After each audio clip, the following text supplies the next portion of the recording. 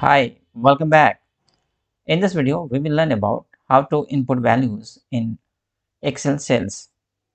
As you are aware that these are the Excel cells and you can recognize these by this name C4 or C5 or D5. Let us start inputting our values. So suppose that I am trying to put some records by month. So I will write Jan and then press enter. By pressing enter, this will come down one cell, then Feb, then March, then April, then May, then June, then July, August, or we can use some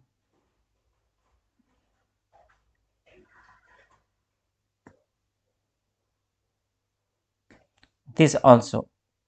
So these are inbuilt month names are available. So this will help us. We can scroll towards right by using arrow key, which is available in the keyboard.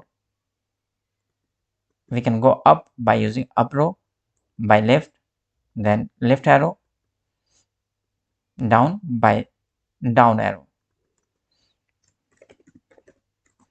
Now we will enter some more values.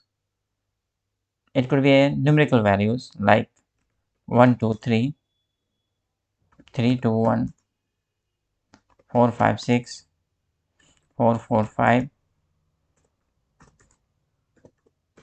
and such values.